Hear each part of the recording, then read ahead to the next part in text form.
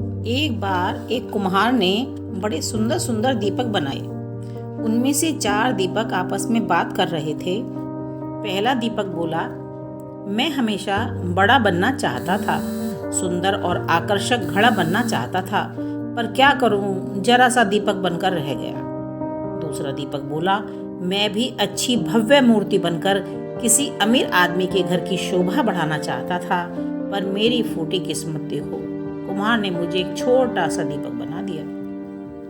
तीसरा दीपक बोला, मुझे शुरू से ही पैसों से प्यार है, काश मैं गुल्लक बनता तो हमेशा पैसों से भरा रहता, पर मेरी किस्मत में ही दीपक बनना लिखा होगा।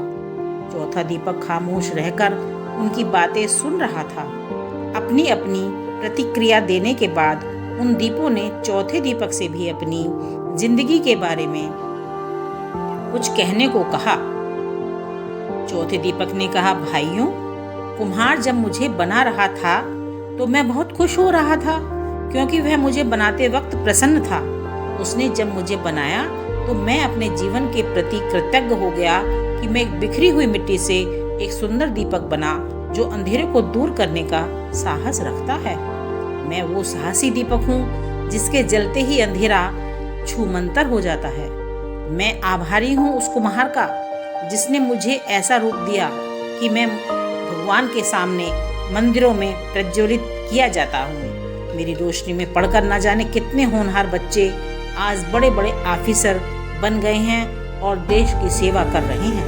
मेरा प्रकाश सिर्फ अंधेरे को ही दूर नहीं करता, बल्कि एक नई उम्मीद और नई ऊर्जा का संचार करता है। चौथे दीपक की बातें सुनकर अन्य तीनों दीपों को भी अपने जीवन का महत्व समझ में आ गया।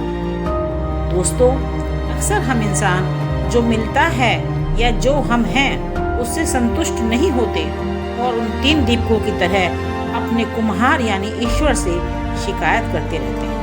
लेकिन अगर हम ध्यान से देखें तो हमारा जीवन अपने आप में बहुत महत्वपूर्ण है और हम जो हैं उसी रूप में इस जीवन को सार्थक बना सकते हैं। इसलिए चौथे दीपक की तरह हमें भी जो हैं उसमें संतुष्ट होकर अपना सर्वश्रेष्ठ जीवन जीने का प्रयास करना चाहिए।